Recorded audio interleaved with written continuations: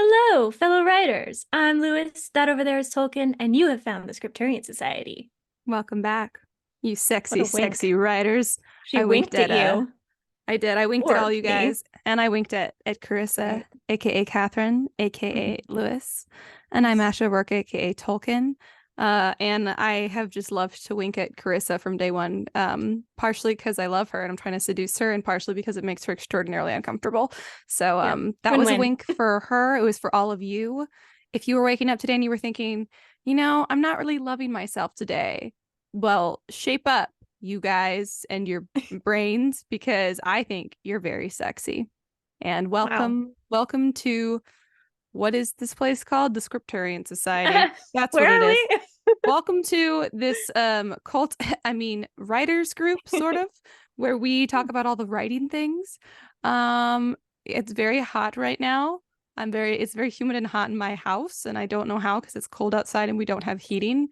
I think this was just like inverted. I'm giving my child the bottle off screen and he sucked on the nipple of the bottle so hard it was like squished and inverted. So Nice. hi, I'm Very sorry. hungry. Very hungry. Yeah, it's like I've never fed him before ever. He's like, it's true. I am neglected, baby. Hi, Stinky Bugs. Anyways, that is Stinky Bugs. He is our show sponsor. That's right. And producer. Everything goes through him, all the big decisions. Obviously. Yep. Um, wow. I had like a joke I was going somewhere with and it's gone now, Oh, but that's I that's just know. pretty typical of my week.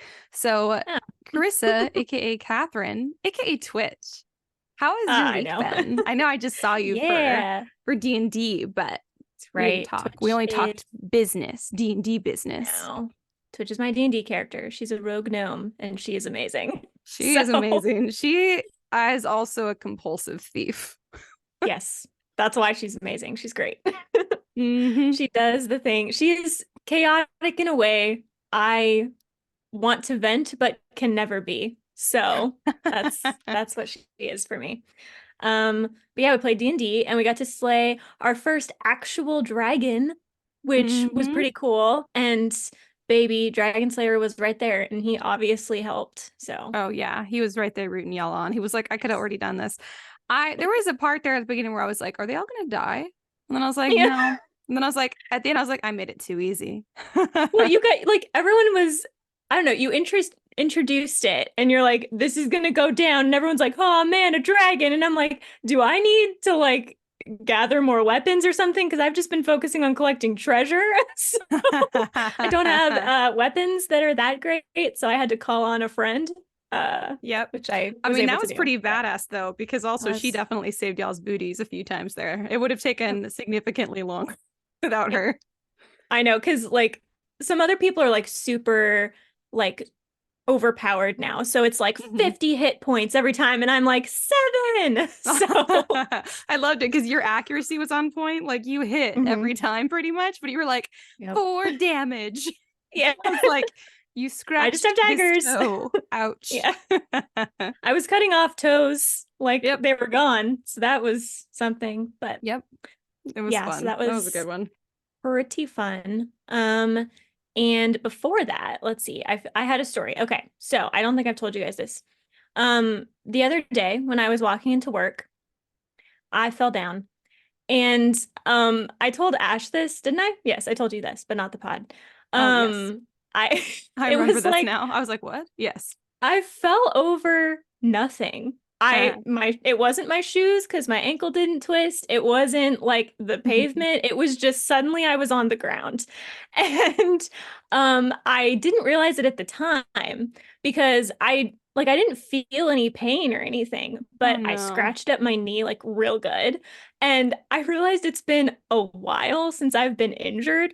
So I've been like accidentally kneeling on it and like I have to put antibacterial on it and I mean it's much better now because this was almost 2 weeks ago. But Oh um my goodness. You it was an experience, really. but it's just my left knee. And I was holding my laptop to take it into work and Uh-huh. save the laptop because Yeah. obviously that's the priority. And it Yeah. was still dark because it was the morning, and I don't think anyone saw. So I that's hope nice. so much that someone did, and it's some Yeah. handsome boy. And he's like, he's Like being that's the really one. nice to not mention it to you, but he's fallen for you now, just as you Yeah, fell for the pavement. exactly. Um, but yeah, my dad is like, I bet they have cameras up. I bet someone saw it and was laughing. I'm like, why would you say that to me? That would be freaking funny. It would. It wasn't like I laughed at myself. Like it wasn't, too embarrassing or anything, but I kind of looked Yeah. around and I was like, cool, no one else is here. So, It's almost worse um, because if someone else was there, you could have laughed with them, but you don't know for sure if someone right. saw. So I'm like, where do I look to be like, haha, right? I'm so Yeah. clumsy. I was just like, well, there are some windows. It's possible someone's behind them, but who knows? Yeah. Oh, that's Uh, hysterical. but yeah, so I have been nursing my knee, which has been awful because I am a baby. So I'm still putting band-aids on it, even though it totally doesn't need it anymore. So They make um everything better.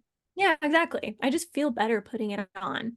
Yeah. Um, let's see what else happened. Those are really the highlights.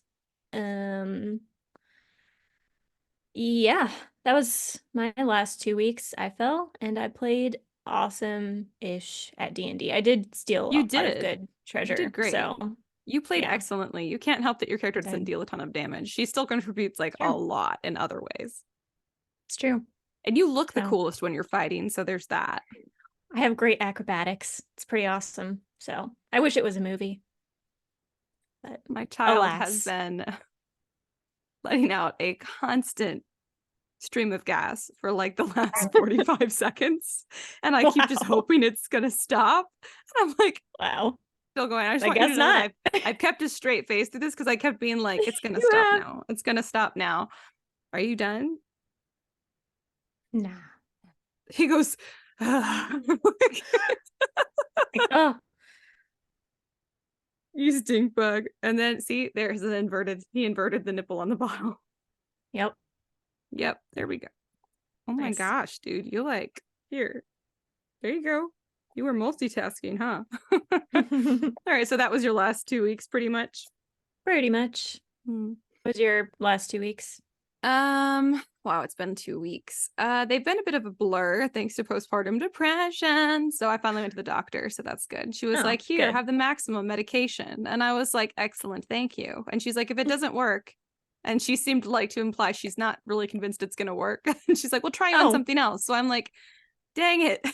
I didn't I love want to it when they switch put you on anything. like the max dose, and then you're like, great, there's nowhere else to go after this if it doesn't Yeah. work. Like this is it. And she's like, "So we'll just switch you to something else intolerant." And I'm like, the things it feels like a recipe for disaster.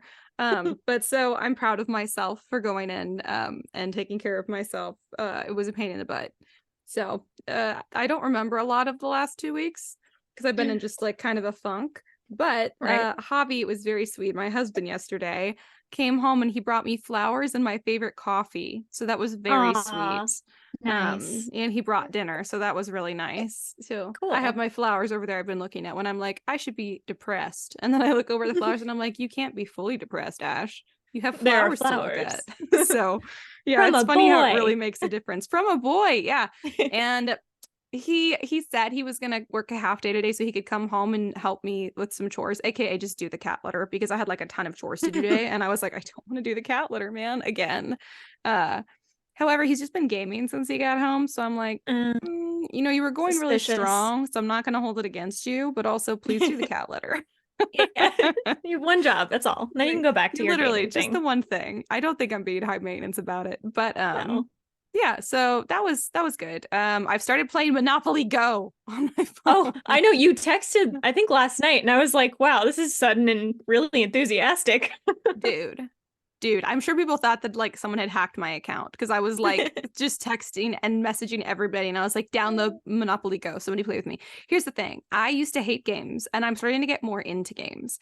But the one game I've Yay! never hated was Monopoly. I love Because it's the Monopoly. best game, It is the best game. obviously. And I so love because it. no one will play, I have 3 different versions of Monopoly. And because no one will play any of those with me, I downloaded the app and I was like, fine, I'll play with strangers. But the thing is, the Monopoly app is a little different than the actual Monopoly game. So it's not as Hmm. much fun unless you have like friends who you can sabotage. So Hmm. I got my husband to download the app and my sister. And then there's like a couple people, like some of Hobby's like dude friends who they're because I'm in their contacts, I'm on Facebook and stuff. So their little accounts pop up. And Hmm. God, they're just the worst because one of them, all of their buildings are already completely destroyed. And I'm like, I can't sabotage your buildings. Other people are. Get back in here That and sucks. build your buildings so I have something to destroy. Oh my And then gosh. the other one has like nothing built at all. So Mm. nothing to Like, ugh, destroy. not worth the effort. I'm so annoyed too because I Annoying. just keep thinking how funny it would be if like they just logged in to be like, wow, I didn't even know that she was playing Destroyed. and everything I Yeah. own is destroyed. And I would be like, Oh my gosh. like I love it. I don't know, it's just so funny. So I have Uh, destroyed my sister's entire like towns twice now. And I've it's destroyed only a lot been of like hobby 24 stuff. hours. Dude, I am like very high level. Like I'm Nice. obsessed. I like put it on Cool. auto roll and I'll just work. And then like 10 minutes later, I'll check it and be like, excellent. And then do some more stuff. So Monopoly Go, apparently this is something that like Gen Zers are into, which is a shock because I Hmm. found this like completely like I guess technically a Gen Zer did tell me about it because my stepsister, my little stepsister, she's 19. Yeah. She's the one who told me that this existed like months ago. And the other day I just in a deep depression was like, what can I do to like get myself out of this funk? And I was like, Monopoly would be Monopoly. fun. No one will play with me.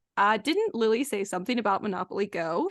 And so then I was like, oh my Nice. God, I found it and here we are. So but It's a apparently the great Gen story. Z kids like Monopoly Go. And I want to be like, It's this isn't the real Monopoly. It's not as right. good, but it's But still it's fun. sufficient for now. It's kind of like the Gen Z Words with Friends, where like, it Yeah, was trying to be Scrabble and you're like, this is fun, but also like, man, I it's wish it not was the Scrabble. same. It's okay. It's good. It feels just like a cheap substitute, but Yeah. Yeah.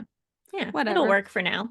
Yeah, so that's good. And I do really enjoy that it's one of the few games like that you can play on an app that you can like fully enjoy and fully really play the game without making in-game purchases.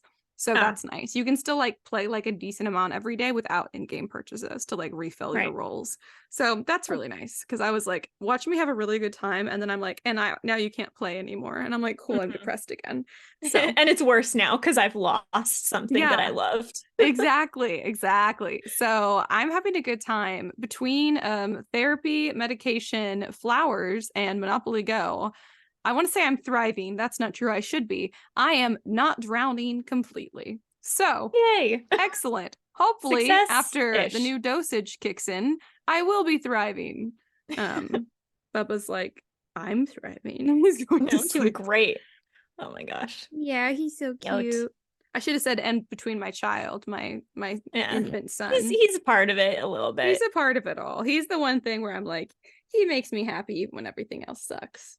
Mm. So at least I have that. I know some people who get postpartum depression get like really like either overly worried about their kid or like they feel like they can't take care of their kid or like, they've like the really bad cases will be like think about like hurting their kid or something. Mhm. Super happy to say I haven't had any of that. I'm like, this child is like amazing. He's just glorious and he makes me so happy. So I'm very relieved that so far that has not been a problem. I mean, and now he's asleep. Cool. You're Oh. so cute, Papa Doo-Wop. Yeah. Anyways, he's got no idea what his name is, I'm sure, because it's changes You use daily. so many nicknames. So many. Recently, we're calling him Sweet Pea, so that's fun. That's what my mom called me. Oh, Sweet Pea! I can see that. Yeah, That is yeah. so cute. Yep. What are you thrashing around for? You're asleep. I'm gonna wait for him to like truly like completely relax, and then I'll go pop him in his crib. But anyways, that I guess has been my last 2 weeks. D&D was super fun. I've been trying to get you guys to fight that dragon for weeks, but y'all keep going off and doing other shit. And I'm like, oh my God, just get to the dragon. Because I felt like you guys were all getting so OP'd. We're just breezing through all of these like fights. And I was like, this is absurd. I need to There were make them like almost bandits on die. the road, and we were just like, psh, wiped them out. And I was like, Yep. this is great. And then Yep. we were in like another cavern first, and you're like, there are these bones of a dragon, and I'm like, guys, let's fight it. And they're like, nah, let's not. I'm like, okay, I guess I'll just collect treasure and leave. I know y'all did. It's still in there, the Yeah, Dracolich or Dracolic, however you say it. Yeah. Y'all I were need a just like, reason to go back. let's just leave. And I'm like, oh, there's literally like 4 giant treasure chests back there. I know. I saw them, and I was like, let's go. And everyone's like, we're gonna leave. And then they all rolled higher than me, so they successfully pulled me out of the room. You're pretty small, so they could have just picked you up Yeah, and carried you out. Yeah. it's Yep, that true. was funny. And they were all like, surely there's not another dragon of some kind in this other cavern. And I was like, That's what you think. Maybe I'll lie and say there's no way that dragon is real because we already had a dragon. So let's just go get those treasure chests. yeah, definitely. I Otherwise, don't just know. an illusion. I'm sure it was just, she wouldn't do Mm. that. That doesn't make any sense. I know Yeah. what kind of storyteller Ash is. Yes, I'm a I know her controlling so one. Y'all well. kept getting around going to fight the dragon. So I was like, I'm going to put 2 dragons in there. Just in case. And they will definitely be fighting at least 1 dragon. It's Yep. true. So, anyways, if you guys don't play D&D, I highly recommend at some point. Kind of like there's Very like the fun. Monopoly Go app. You can join games like online and stuff to play. Even just like little one shots. It's very fun. Yeah, I think it's very creative too, which is nice. it is. Yeah. So do you want to get into normal episode things, or is there anything else you want to share about your week? Nope. Normal episode things is good. All right, sweet. Do you have any book recs? I don't. Just my own. One day coming to theaters soon. 2039. Who knows? Oh, that's too good. That's what I've been working on. So Did no. I give the book rec The Unmaking of June Farrow? I think I already did, didn't I? I don't think so. No? It doesn't sound familiar. You guys, The Unmaking of June Farrow. Amazing book. It was a book of the month book, and I read it, I think, during maternity leave.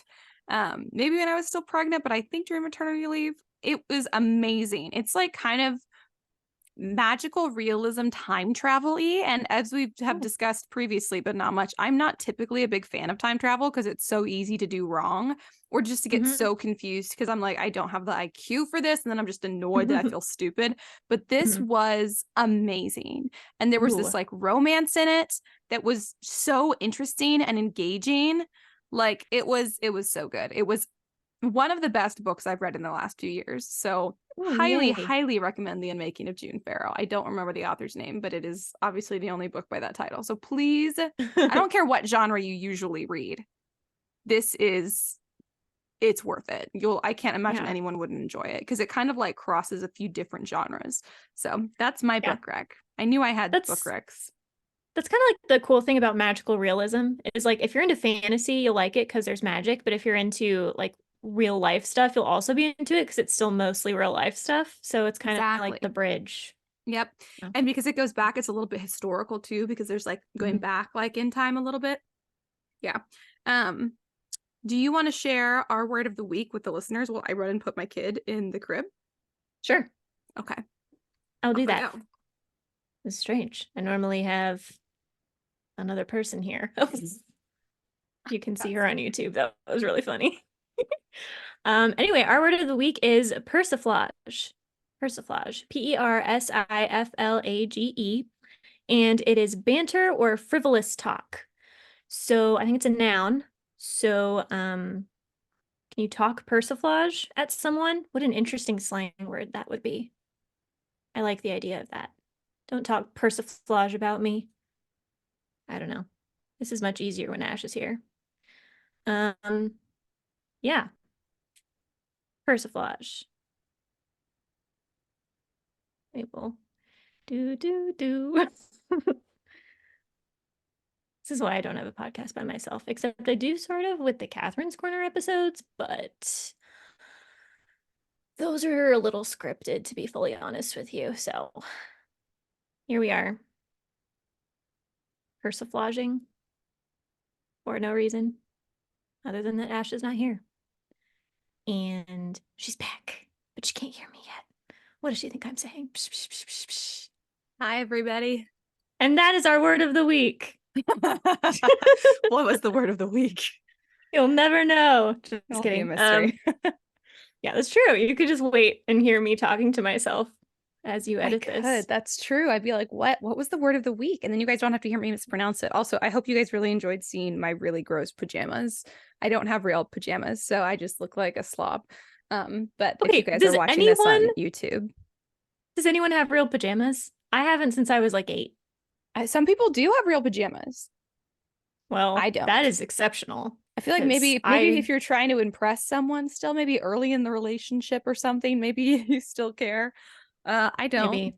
Nothing fits me anyway, so and I already showered, so I wasn't gonna like put back on real clothes.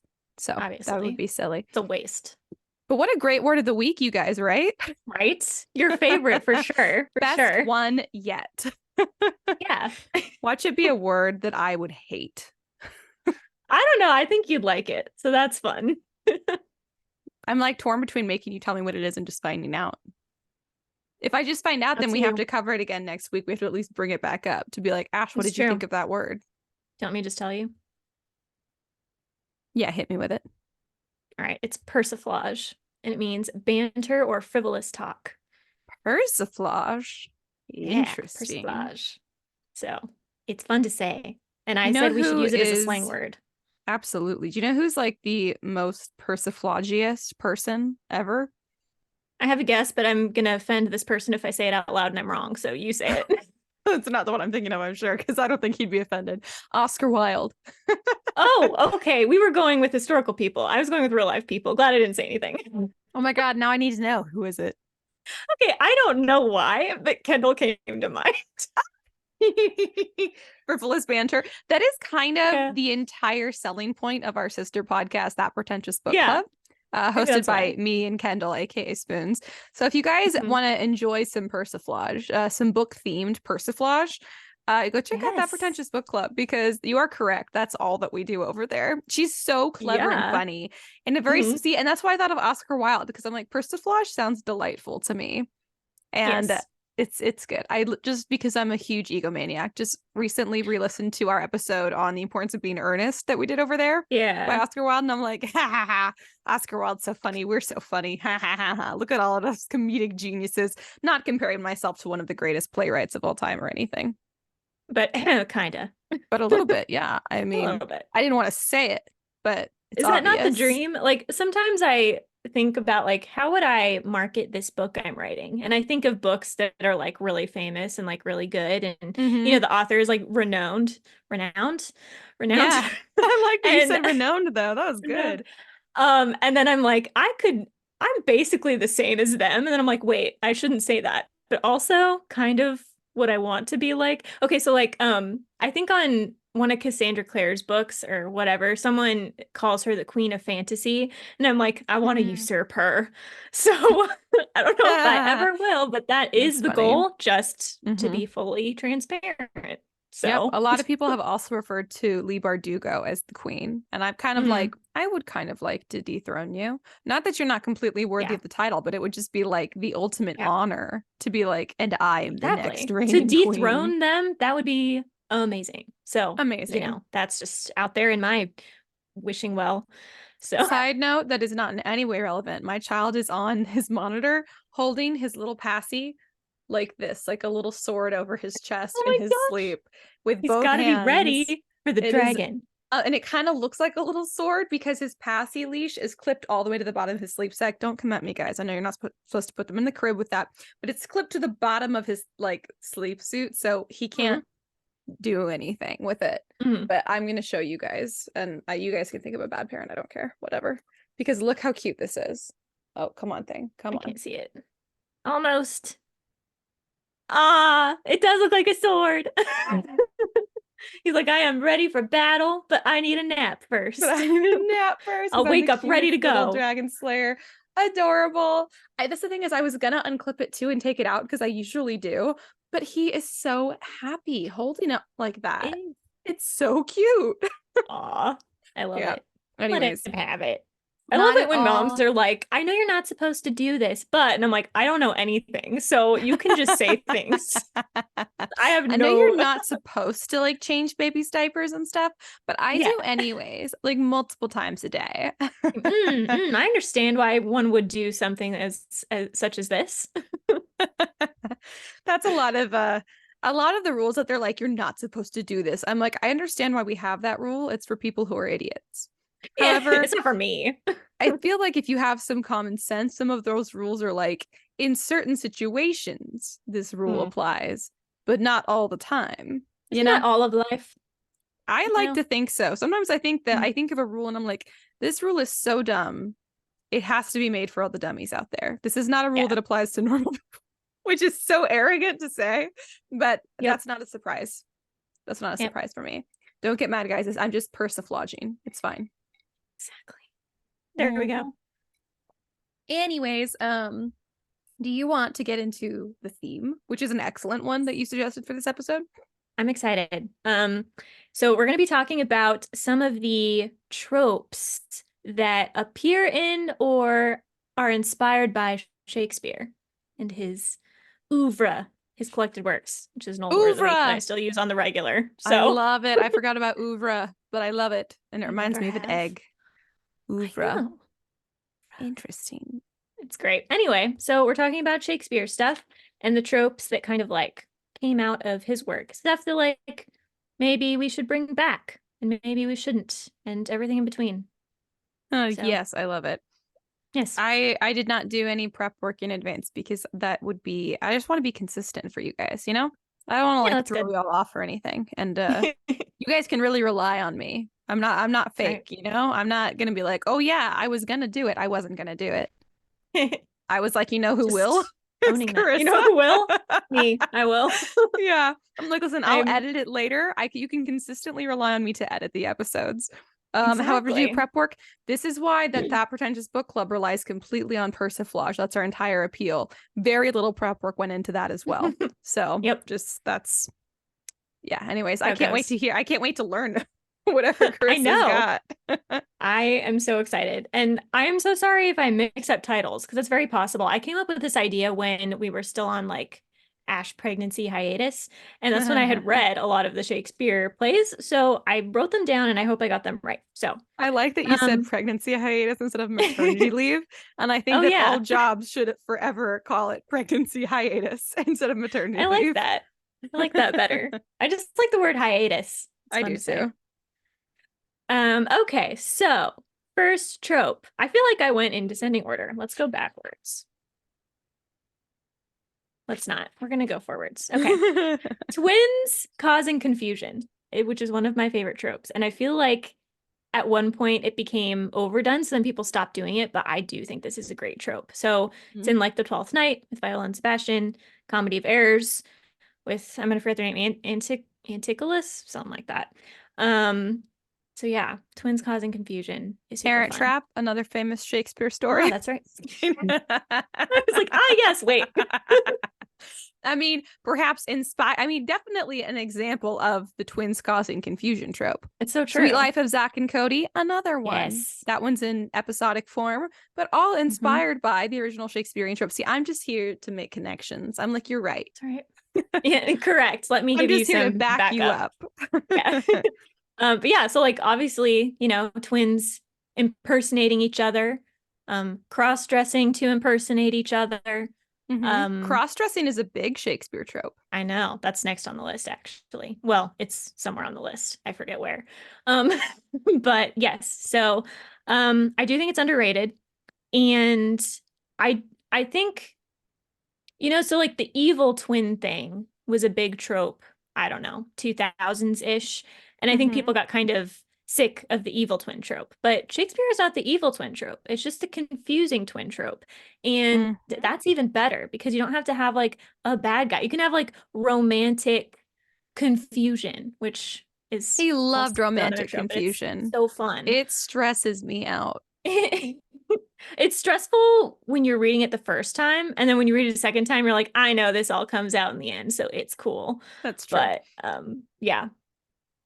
But yeah, so I think a good way, let's see, like tips on how to use this. I think using it as like a red herring could be good. So like if you indicate that there are twins, but then it's not like really the twist or whatever, Mm-hmm. that could be kind of a cool element. I also think it'd be cool to do this with other sets of multiples, like triplets Ooh, that would be very or interesting. quadruplets, where Mm-hmm. like one is impersonating maybe both or one of the other ones, and the third one is trying to warn people or whatever. Then you could have an evil twin and two normal twins, Mm-hmm. but that are triplets at that point, as I learned from Series of Unfortunate I Events. don't know the name Um, of the anime, but my husband was watching an anime the other day, and I don't know the full plot, but if anybody recognizes this, please like message and tell us what it is. It was the creepiest 10 minutes of an anime I've ever seen. It was these twin boys who are orphans and they get adopted, but they get adopted as one kid. And the parents who adopt them don't know that there's two of them. So they oh just my like gosh. creepily like switch places all the time. And Yeah, like the other one like is like watching from behind a plant and then they like switch. And it's like just I love and that. they smile really creepily. And I'm just like, are you guys gonna kill your new parents? Like that's the vibe. Oh my It's gosh. weird. It's very strange. I do I kind of love guess that. It it sort of reminds me, did you ever, it's not creepy, but did you see the movie What Happened to Monday? It's a Netflix movie. no, it's been on my list forever. It's very good. And it's the premise is that they outlaw having multiple children. And so you can only Mhm. have, I think it's one, it might be two, but it's like you can only have one child. So if you have more, they like put them in this cryogenic freeze or whatever. And so you can't have the kid.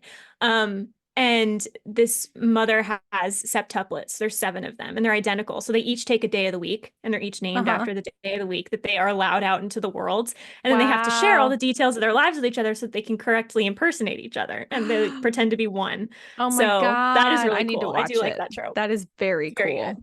Yeah. And I would love to see more stories like that. Thank you, So, Shakespeare. I wonder if Shakespeare was the yeah, first to do it or if he got it from someone. He's definitely the one I who's like most know. well known for it, I think. Like if you Right. had to like look back, you could be like, all credit to Shakespeare, but I wonder if it was someone else first. I don't know. Exactly. Um, yeah, I mean, obviously twins existed before Shakespeare, but were they a Yeah, literary device? Who knows? I don't know. I also I don't know what you would do with fraternal twins, but you know it'd be really funny if it was a comedy and you had two fraternal twins and one of them is trying to impersonate the other, but obviously they don't look alike, so everyone knows it's not actually that twin, That but would be he's very funny. convinced that he is successfully impersonating him. Mm-hmm. Okay, that would be a great kid show. That'd be very cute and very like slapsticky. That would be Yeah, very funny. I like that idea. That could be an element in something, I guess. And then just also like normal siblings. You could do that with. Siblings can Yep, often look alike. that's very Because true.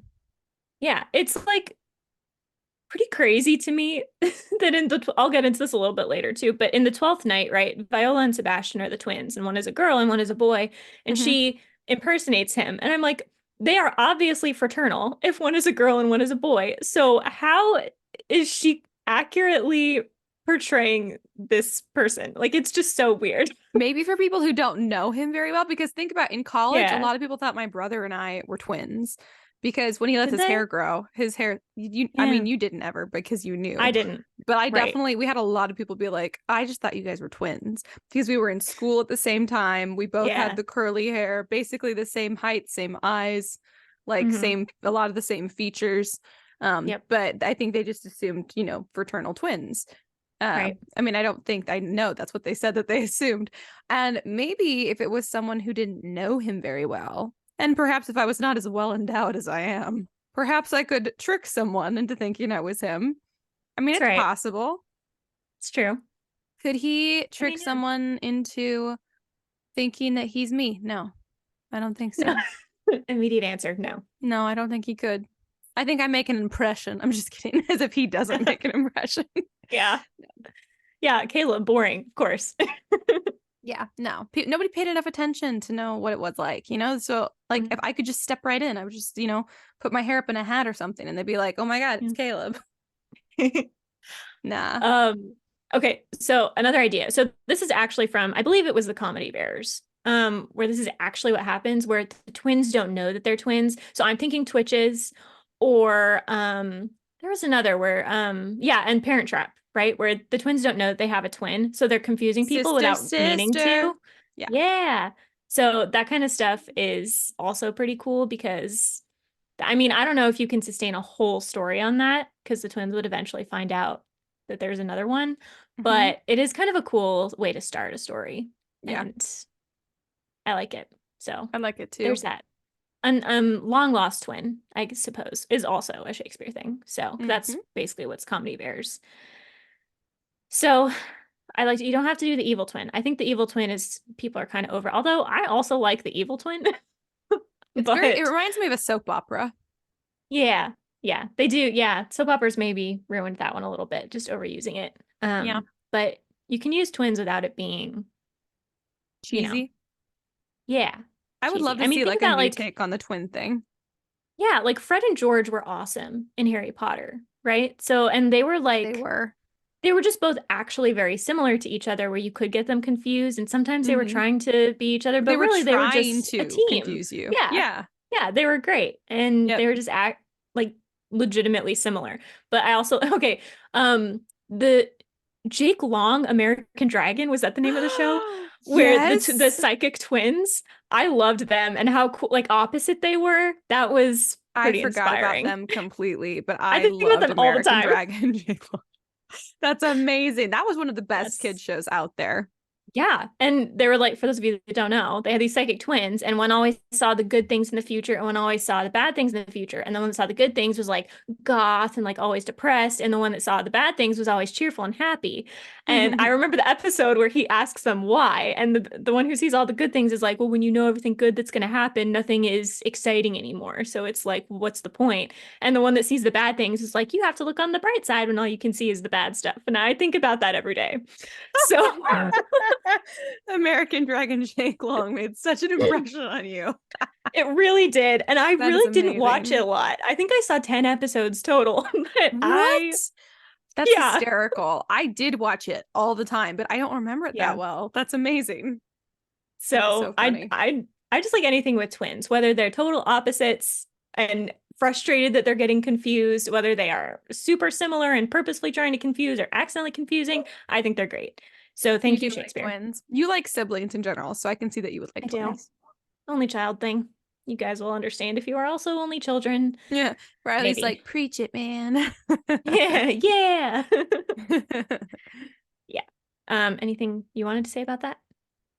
No, I'm not as fascinated by twins as you are, but I Mm. do agree that it was a Shakespearean thing and it could definitely be used more. We definitely went through a period Mhm. where it was really popular Yeah. and it's not really been used much. So if Yeah. twins also fascinate you, listener, go for it. Use them in some kind of crazy plot.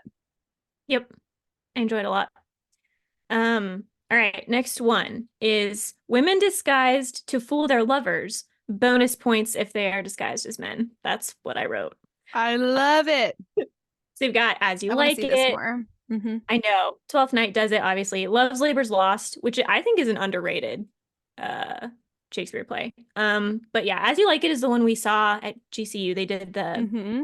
did a show, and Yep. I remember that pretty vividly. But yeah, so there are a lot of obviously, if you've read any Shakespeare, you know there's a lot of cross-dressing and a lot of people pretending to be who they're not. And Hmm. I think it's Yep. actually kind of a cool romantic trope for women to It disguise is. themselves. So like in Love's Labor's Lost, I believe, I'm pretty sure it's this one. There's this, it's like these four men are like, we swear off women, we're never gonna like be in love and get married. And then like 10 minutes later, like four women show up and they're like, yeah, we spoke way too soon and maybe we do love them. And so they're trying to like woo these women, and the women are like totally aware and they're like, Uh-huh. let's mess with them. So they pretend to be other people to get them to confess their love, which is just, Oh it's my just such a funny gosh. scene. And then That's later on, the guys amazing. find out who they are and they're like, wait, what? So I really like stuff like that. It's Uh-huh. especially cool to do with like, I think they were at a masquerade or something like that. So Ooh, masquerade is I also like awesome. that. I don't know that Shakespeare, although there is a masquerade in Romeo and Juliet, and I think in Love's Yes. Labor's Lost, and probably in a couple Hmm. more. So maybe. Yeah.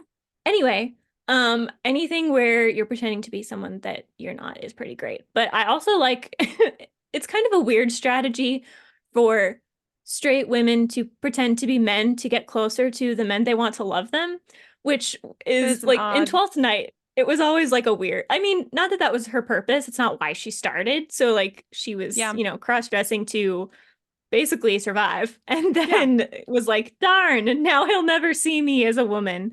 But it's it's just It's pretty funny. I love tragic. it. Yeah. Well, yeah, that too. But Pretty I tend to tragic. think the Yeah. two are closely related. Um, but I do think it's kind of weird. It's kind of hard to do disguises in writing because you can't see them, Yep. right? I think this tends to work really well in movies and TV shows because Hmm. you can be tricked and like not quite know what's going on. But Yeah. in writing, you have to give so many clues that sometimes you accidentally give it away. So it depends. You could have someone disguised and the reader knows, and you could have someone Hmm. disguised and the reader does not know. Dramatic irony, right? So maybe Yep. the reader knows, but the characters don't. You could do vice versa. Anything like that. I just think that's something people can play around with a little more. Yeah, So, you could do something like this is kind of going back to like the twins thing, but like this twin died or something supposedly in mm, childbirth, and then you come to find out, oh my God, no, it's actually that is the twin they yes, said is dead. It's actually that one. So at the end, it's a right. big reveal for everyone that it's you could do that, I guess, for it doesn't have to necessarily be like a twin thing. It could just be, we thought this person was dead, and now we find out that this person is the person we thought was gone versus, Right. whoever they said that they were. Yep. That's fun. And that Especially can if work for like dramatic things and funny mhm. things. Well, I'm thinking for like dramatic, you could do like you could write a whole story where like so and so is supposed to be king or queen or whatever, and then they die. And you're like, but wait, now what are we gonna do? And then there's like a twin waiting in the wings. And maybe they were sometimes that person, maybe they're new, who knows? But Yeah, you could also make it funny and make I it like like it. a I popping up out of nowhere, like Yep. kind of thing. Yep. I do So like that. yeah.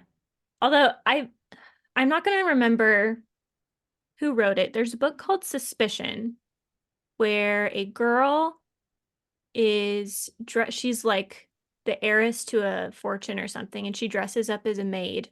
That might have been a spoiler. Or vice versa, where like you dress up as royalty so that like the assassins come after you instead of them. Oh, Or like you're yes. trying to hide, so you hide as like a servant on the staff, even though Hmm. you're the queen or There's an whatever. episode of I think that's Castle fun. like that.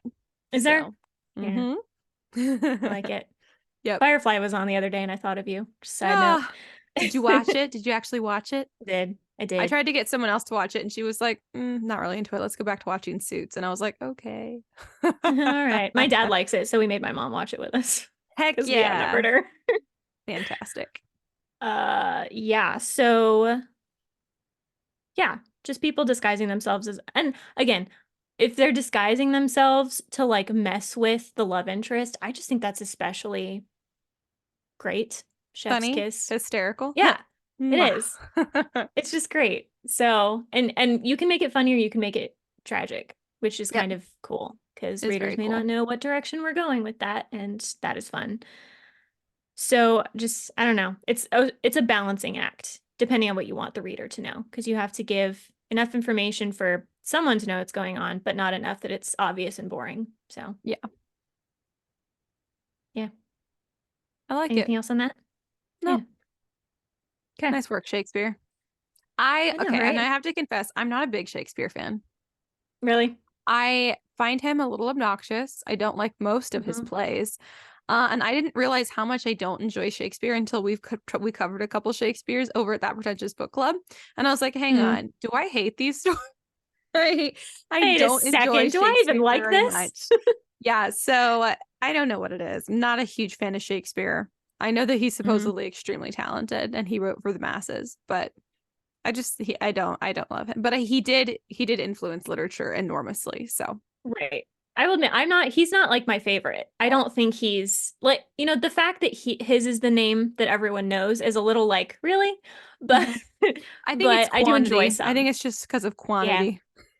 Well, and there are a lot of like tropes that I Yeah. do think people enjoy. And so even if you're Hmm. like, oh, I hate, the jokes or, how slow it is or how fast it is or whatever it is, it's still like, but hey, confusing twins and women dressing up as Exactly. There other are women some to fool great their lovers. tropes. I So, like Romeo and Juliet, the mhm. I'm not really dead trope.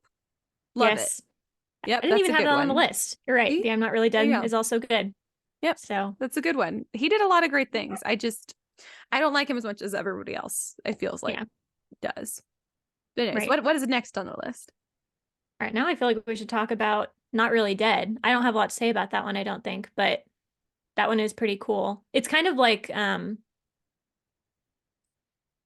it can be annoying when someone is like dead and then boom, they're back to life, so everything's great Mm-hmm. and there are no Yep. problems. But I think if you do it oh Sparingly. no, what's the word? Sparingly, thank you. If you do it Yep. just every so often, I think it can work.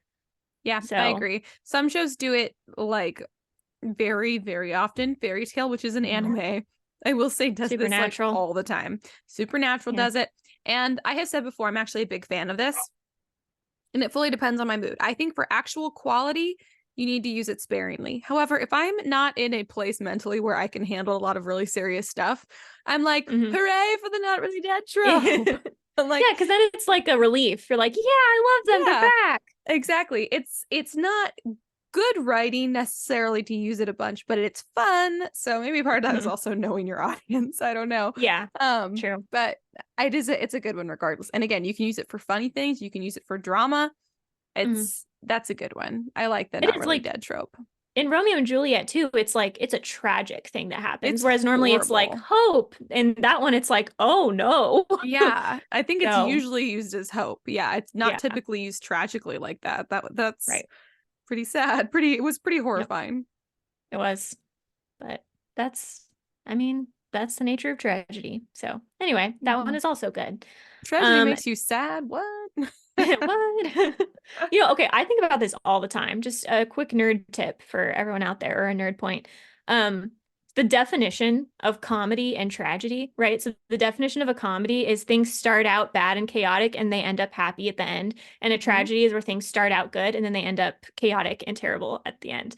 Yep. And I think about that all the time when people are like, this is a tragedy. I'm like, no, it's not. It actually didn't get that much worse. It's just still sad, which means it's You're not a like, it was tragedy. bad then, it's bad now. Not a tragedy. Yeah, exactly. You got to start Uh, out good, like just a Othello. Like, lateral move at we that are point. happy, everything's great, and then now I have murdered my wife. So, Hmm. you know, How did we get here? how did we get here? So I think about that a lot, about the Oh, that's difference so between, funny. and people are like, comedies are funny. I'm like, technically, comedies are just stories in which everything ends up better than it was at the beginning. Hmm. Yep. So And if you're Shakespeare, that means everyone gets married. It's the everyone's married trope. exactly. Everyone ends up with Yep, someone trope, which is, exactly.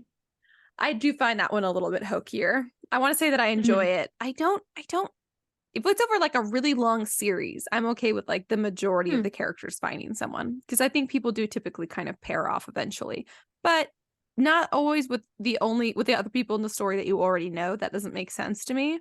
I'm like, Right. inevitably people marry or get together with people outside of the core friend group. That's what happens. So it doesn't make Sure. sense that everyone would pair off with someone from the group. And I think that that's an instinct that we have as writers, especially like earlier on, to like kind of do that because there is kind of thanks very largely to Shakespeare, the everyone gets married trope at the end. Hmm. And so we're like, that's how stories are supposed to end happily. Everybody ends up with someone. Right. And I'm like, That's yeah, true. I mean, ideally, but Yeah. it's the It's timing should be different with the Yeah, it's a where little those too people come neat. from. Yeah, it's too Yeah. neat. It's very much too neat. Yeah. Okay, well, this was on my list, so now I'm going to talk about this one. So this is Perfect. everyone gets married at the end. Um, I do think so. Obviously, well, maybe not obviously, but we are primarily YA readers and writers, Ash and I, Mm-hmm. right? Yep. So I was trying to think like, obviously, this doesn't really happen in YA, but here's my complaint. I think it has been replaced. There's like this idea that like if you pair off, that's a happy ending. Everyone gets their person and everyone's fine. And I think Mm-hmm. in YA, it became like once everyone has sex, then everything is great. And that's like the solidifying of their relationship.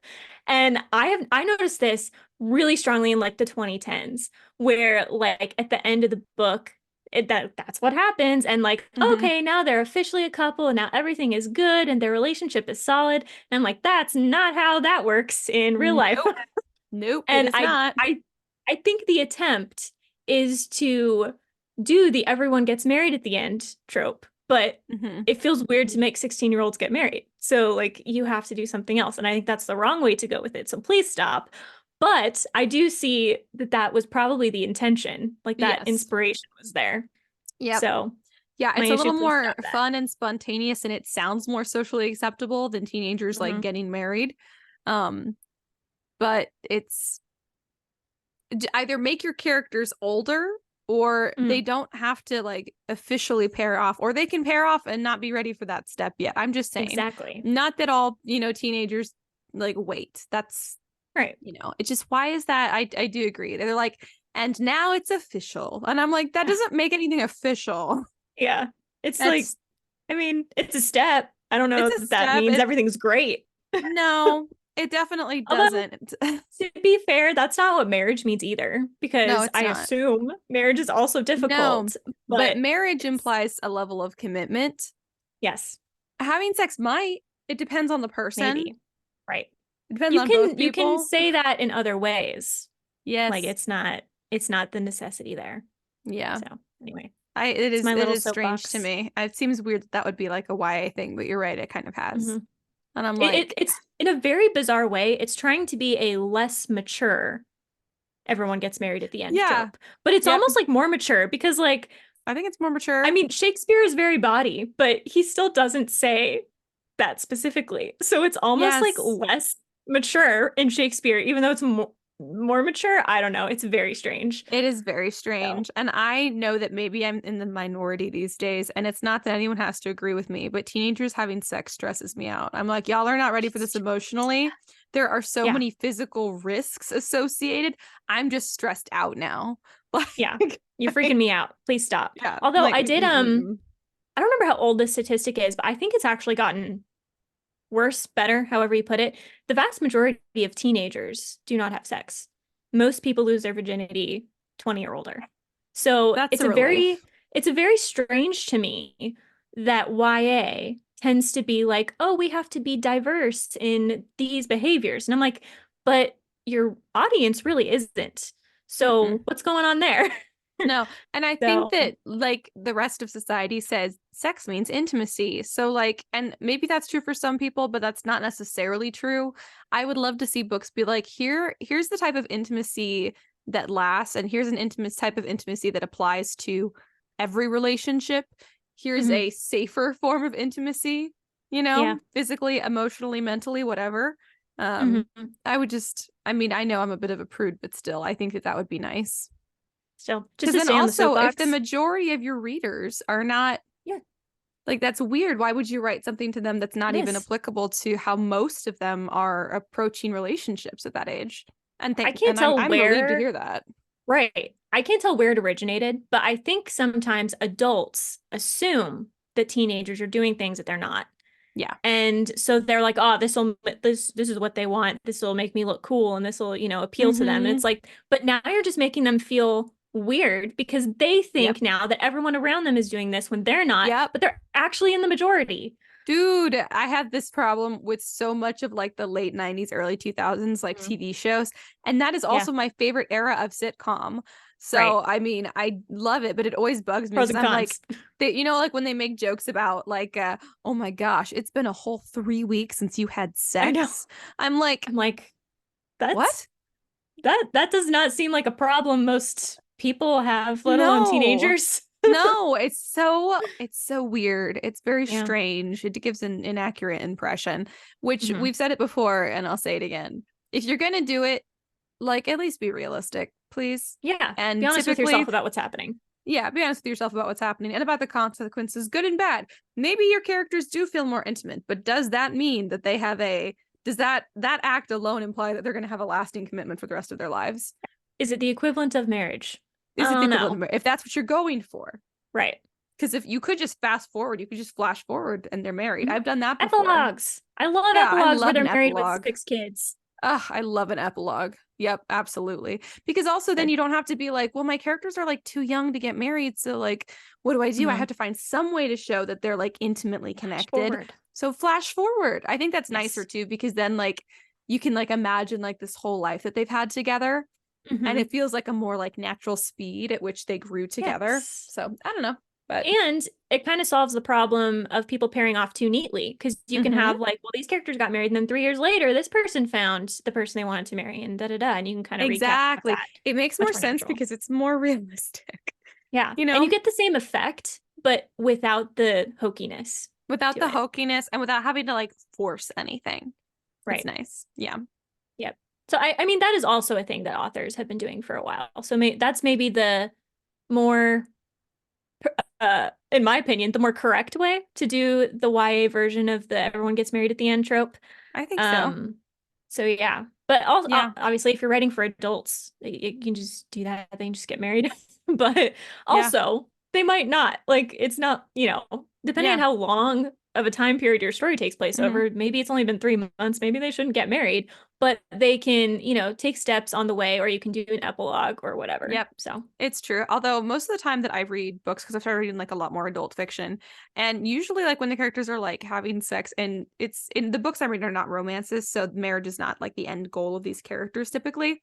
Like mhm. it's often like very casual and actually doesn't really seem to mean anything regarding intimacy. So it's used it's used in a different way. It's used for a different point. So yeah. You know what bothers me about society is What? that there is this like inherent instinct that YA books and obviously the adults that write them are like, okay, so how do I show intimacy? Sex.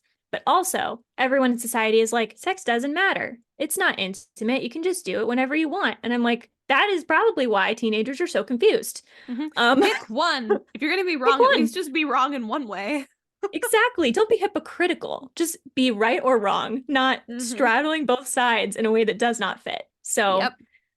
I mean, I Very, understand very there are true. different people writing books, but Yeah. sometimes they're like, it's no big deal. And then other characters are like, this is the peak of intimacy. And I'm like, it can't be both.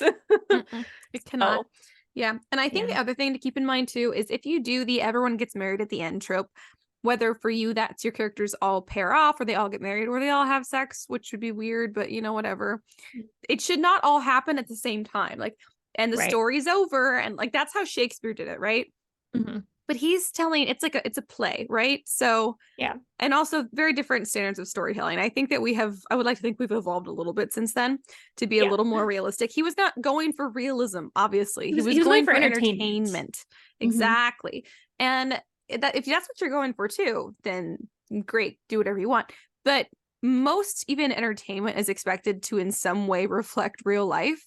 And so even Hmm. if you want to do the everyone gets married at the end trope, that should not all happen at the same time. Like Right. a couple pairs off, another couple pairs off. Someone finds someone who's not from the group. Someone finds some really unexpected match. Maybe many, many Hmm. years down the road, someone else ends up with someone else. Like Yep. it's not, if it all happens at the same time, it's too neat. And Hmm. relationships are not neat. So, Yep. I yeah. do like a story where at least a couple people don't pair off. Yep. And I also, again, this applies to all stories, but in the YA sphere, if you have a teenager that is reading the book that like doesn't have a boyfriend or a girlfriend or isn't on that path, it can be nice for them to have someone that still ends happily without needing that like It's concrete very step. nice. I do So, think that the instinct to use the trope that everyone gets married at the end trope, we should be like actually thinking about like, is there a reason mhm, that I'm using this trope, or right. is it just because it's kind of what I know, so it's what I did? Yeah, it's an Because easy way it, to say happily ever after. yeah, exactly. And there are Mhm. other ways to say happily ever after that don't, perpetuate the idea that you can't be happy without being in a couple, Right. which is not true. It's harder to be Yeah. in a couple. It's harder to be happy in Yeah. a couple than to be happy by yourself. There's a lot more to consider. Even if True. you're with your best friend, there's just a lot more work that goes into creating that quote unquote happy life. So Hmm. it's a silly idea that we have. Yep. Anyway, yeah, that was really good. I'm glad you came up with that one. I No, mean, I thank had it you. on here, but it was one line on mine and it was like 20 minutes on here. All I bring right. something to the table. You do. You're very good on the fly. I have to plan. So Improv. LOL. next trope is the usurping relative, which I also really enjoy. So we've Ooh, I got enjoy that Hamlet, immensely. we've got Tempest, As You Like It, etc. We have Obviously, most telenovelas. I'm just yes, a lot of soap that is true. operas. Hmm. I Yeah, love like this trope. I know Shakespeare usually does it with royalty. I almost said romance Hmm. with royalty, where there's like, Hamlet, there's a king, and then he dies mysteriously, and his brother takes over and then marries his wife, and it's a little weird. And like, maybe did he have something to do with it? You could also do Hmm. it like in modern times with like a family business Yep. or some kind of, well, that's the only thing that came to mind, but something like that. I mean, Um, usurping relative. Yeah, you can do it with a family business. You could still do it with like a royal title or something. You could do it with politics or something. Yeah. Oh, you could do it with romance. Just go with You the could whole do like it. I killed my brother for his wife kind of thing. Yes, 100%. And what's Mhm. interesting about this trope and the fact that Shakespeare used it is that this is a legitimate thing that happens. Usurping relatives, that's Mhm. not made up. That's a real It's thing. true. And it is so, I can't really imagine using it in a comedic way, not that you couldn't, but just pure drama is what comes to mind first. But Mhm. like legitimate drama. So that's a good Yep. one. I mean, that's Yep. compelling. Yes, I agree. And I think it can be cool to do it like as the premise or to do it after, right? So the Hmm. story can be someone's trying to usurp this person. We have to protect them or we have to stop them or we have to figure out when it's happened. But you could also do it as like that's all already gone down and now we have the Hmm. story. So like Yeah. Cinder does that, right? Where Yep. like you get spoiler, she's been, cast out and usurped and stuff. Hmm. Red Queen does it the other way, where again, spoiler for the first book, Victoria Aveyard, where there's basically a coup at the end, and you kind of see it building over the course of the story. You're not really knowing that Uh-huh. that's where it's going until the end. I think both of those can work really great, and so there's a lot of like variety you can use with this one. Yeah. So, and it could be any Nice. relative. I always think of the uncle because of Hamlet, Because of Hamlet. Yeah. but it could be I think of like conniving women. I don't know why. Like the ah, powerful interesting. conniving woman, because it's Yeah, never who you think, you know? that's right. But she'll like slip a little poison in her husband's drink or something. Or Hmm. like Macbeth's wife, like she'll do the dirty work, you know? Yes. That kind of thing. I Mhm. don't know why. There's something to me that's very compelling and a little terrifying about a, conniving, usurping woman. Yes, that is Yeah. true. I guess I because love also it. typically they have to. It's not like women typically are just like, here, have all Yeah. the power. Like if they want it, they've got You can't like to. take it by force. They're like, all Yeah. right, I guess I gotta kill this guy so I can get his job. Yeah, exactly. But yeah, it is really I'm sure you could use it comedically. You just have to put the right spin on it. But I do love Hmm. it in like I love it in fantasy. I love it in, Yep. speculative fiction. Even like well, historical uses it a ton because that's also like you said, it legitimately happened a lot. Oh yeah. Um, and then anything really modern if you just put it in the right setting. So pretty Yeah. versatile one. Yep. Enjoy it. All right, next one. Lovers Sick with Love, which I Oh, find funny. I shouldn't. It's supposed kill to be me serious. now. Two Gentlemen of Verona, Oh, love's labor's lost. It's just so funny. They're like, ah, love. I love love. It's wonderful. It's just so funny. So Romeo is part of what made me goth initially. He was one of the inspiring factors because I was like, shut up yeah, about love already, Romeo. God, you're whiny. Like, I uh it's not attractive, but it is funny. it is very That's what I funny. think. It's good for comedy, which of course Romeo Yeah. and Juliet is not a comedy, it's a tragedy. No. But I do think it's comedic how in love with love Romeo is and how like controlled Hmm. by his idea of love he is. Like, oh my Yes. goodness. Yeah, being in love with love. It's The annoying thing because it's is, true. yeah, it's annoying because People are it's like that. true. And I can't imagine like it's hard to be in favor of a protagonist who's in love with love. You know? Hmm. That's Because Hallmark it's does not the it and we specific think it's person. cheesy. So, Yeah, they're in love with what they want. It's almost mhm, selfish, right? It's not it about, hey, is. this person is really cool. I really love them. I want to do right by them. It's more like, oh man, I just want someone to be with me at Christmas time. It's like, well, Yep, that's not really the point of any of exactly. this. Exactly. They're in love with the idea of someone, which is similar Mhm. to being in love with the idea of love, but it's a little Yeah. more offensive. But to be honest, I think if somebody were to say that they're in love with the idea of love, I think the truth is they're in love with the idea of someone, their quote unquote like ideal Yeah. lover. Because, like you said, like they want someone to take home for the holidays. They want Hmm. someone to, bring them a Valentine's Day gift or whatever. They Yep. want to have the status of being in a couple. They think that that will make them happy. Yep. It's annoying. It's hard to think that it's going to be hard if you make your protagonist be in love with love. It's going to be hard for people to support your protagonist. They're going to be like, "That's Hmm. annoying." No. Yeah. Unless they are they learn out of it, that's not they come out of that. They no longer think that Yeah. way by the end. Character Yep. development. Um Yes. Oh, So character yeah, it could work development. then. I will Yeah. say, I do think Shakespeare has a few like kind of romantic things. I want to say it's Two Gentlemen of Verona. I could be wrong, but the one of the boys, he asks one of the girls to write a love letter for the person he's in love with. and Mm-hmm. it's her, and she doesn't know it's her, but she's writing herself a love letter. Oh my And goodness. it's really cute. He's like, yeah, list all these things. And they're like things she has, like her own physical description. And she's like, man, I wish I was this girl. And I'm like, you are. That is so cute. I So love that. That's that's funny. cute. And like the whole poetry thing, I think is used a lot in Shakespeare too. And Mm-hmm. poetry is hit or miss. You're either really cool or really cheesy. So Yep. I Elizabeth Bennet wouldn't has a really go all good in on quote that about one. that. So Yeah, in Pride and Prejudice. that's right. Mm-hmm. I don't know it off the top of my head. Is I this don't an I don't know obvious it one? specifically, but it's Okay. basically just like uh Darcy says something like, "Don't you encourage poetry, or doesn't poetry encourage affection?" And Elizabeth Bennet says something like, maybe of like a stout, strong like affection or relationship, yes, but if it's just like a new like burgeoning romance, I Mhm. think it could kill it stone dead. And I'm like, Yeah, yeah, it's for real. weird. It Like, back off, is. poet. Yeah. It's Being just kind of creepy to have creepy. someone rhyming at you. It's very creepy. Not that that's Whether it happened to rhymes me, or but it not, seems creepy. Yeah. it's happened to me, and it is creepy. Oh yeah. I remember Yep. now. Yep. I mean, it's also extremely flattering, but it's a little creepy when it's like, this person's been watching me.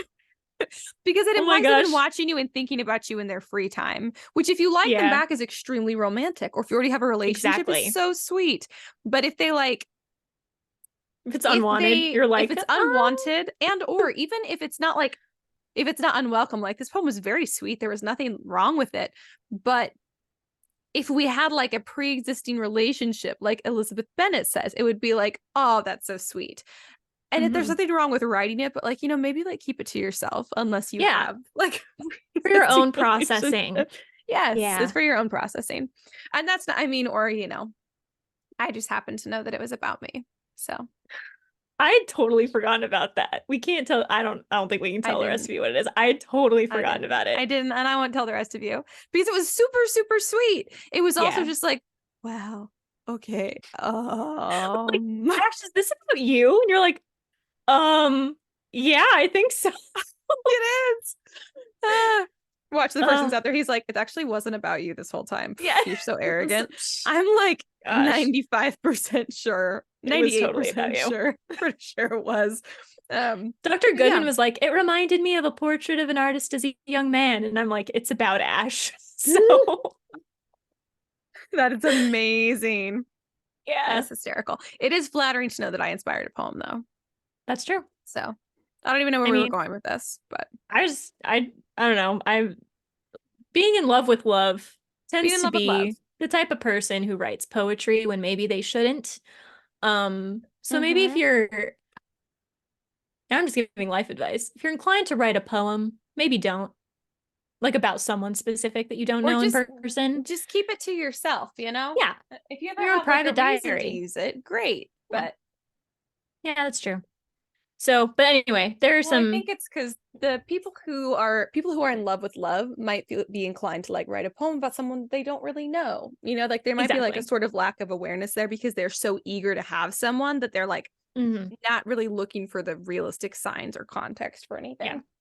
Yeah, like when Romeo's like, man, Rosalind is the best thing ever. She's so beautiful. Wait, who's that over there? I can't even see her face, but I think I love her. Oh And my it's Juliet. god. Yes, the So, worst. yeah, Ridiculous.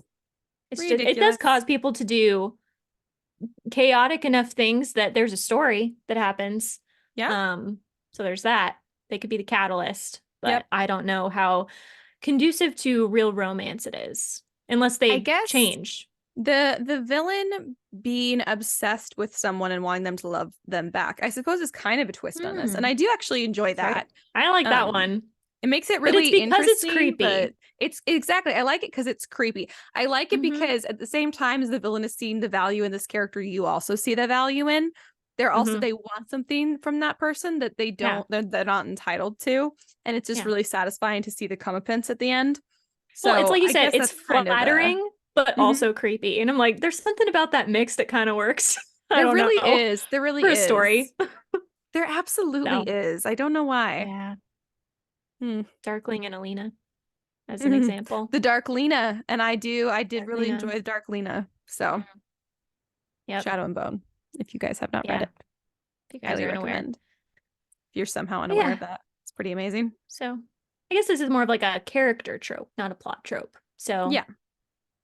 use poetry sparingly and Mm-hmm. get your character some character development. Yeah. Yep. We're not done. I made that sound like that was a final note. We're not even You did, we're but not done. I knew it wasn't. I know you. I'm like, No. she's got more. I got a whole other page. Um, Yeah. so the next is also a character archetype. And that's the fool and the jester. It's the same thing, fool/jester, which I know I Ash loves. love it. Um, and I feel it's the fool/jester is similar to the comic relief, but I feel like it's different because the fool is like chaotic. Chaotic Yep. good, chaotic neutral. They're chaotic. They're Chaotic good or chaotic neutral, mocking. typically. Yeah, they're Yeah. mocking people. They're poking fun at people, but like sort of to their benefit. Like, oh, don't Mm-hmm. take this so seriously, or oh, he really likes you, and he's like, wait, don't tell her. Yeah. That kind Like of stuff. literally the jester from Gallivant.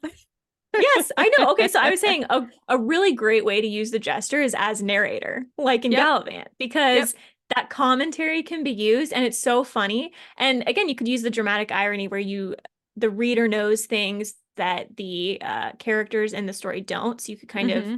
have, the jester character kind of, doing asides and everything like that.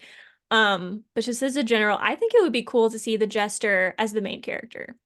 I don't Ah, know what kind of I've story that said would this work with. before. Listen, I'm like, I want a book that's all about Mercutio because he's kind Yeah. of that energy. And Yes. he's the best character in Romeo and Juliet. I just want a book that's Yep. all about him.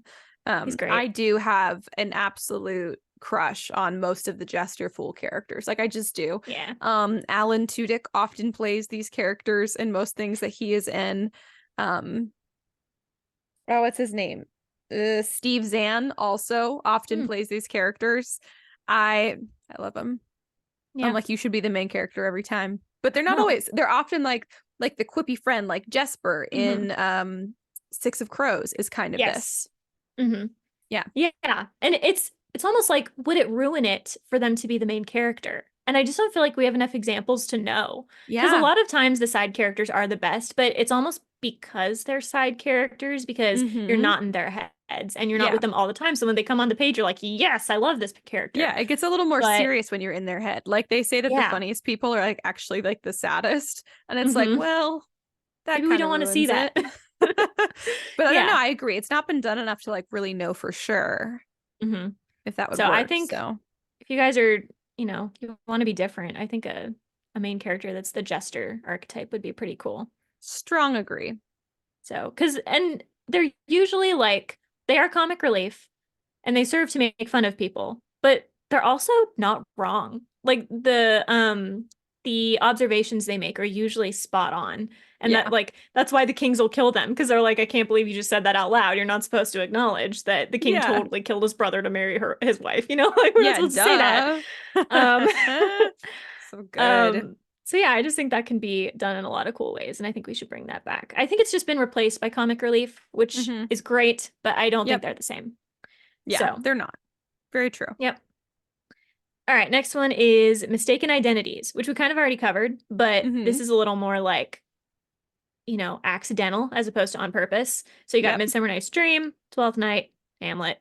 Yep. And I put Hamlet on here because he stabs Polonius through a curtain because he thinks it's his uncle. So it can be Yes. tragic or it can be funny like Midsummer Night's Dream. Very, So very true. death or hilarity, you choose. Oh my goodness. Oh, I freaking hate Hamlet. He's such a baby. He's such a whiny baby. Okay. You hate I won't Hamlet go the off. character or Hamlet the play? I hate Hamlet the character. Okay, because I love the play. I kind I of like hate Hamlet the too, but character. He sucks. love If it. you guys want my thoughts further, you can listen to the Hamlet episode of That Pretentious Book Club. I really go off about it. Right. It's one Yep. of my lowest rated books / plays Yeah. to this day because of the main character Hamlet. I think he sucks. Anyways, It's so good. I love that you hate him. I hate him love so Hamlet the much. play, so I kind of love him by default, but He only because of the stresses the play. hell out of me. Yeah, I see that. He's oh my god. Anyways, But yeah, so mistaken identity, obviously, where you think the person behind the curtain is your evil uncle, and it turns out to be this totally mostly innocent guy it is that you totally tragic. stab. Yeah. That actually So does yeah, any happen kind in of real life. Like someone like accidentally murdering someone. who That's they thought was true. someone else. Like, That could be a great murder mystery thing. Can they you could. imagine a murder mystery where the killer meant to kill someone else, but they got the wrong person? That would totally throw all of Yep. your clues and everything, which Yep. would be really cool. I have listened to 2 true crime episodes in the last week where somebody was killed or attacked due to mistaken identity. Accidentally. And I'm like, Gosh, that just sucks so bad. I know it does. It Yeah. would make an interesting story, won't lie, Mm-hmm. but also sad, which is what would make it an interesting story. And the cycle continues. Yep. Very, very true. Absolutely. Yep.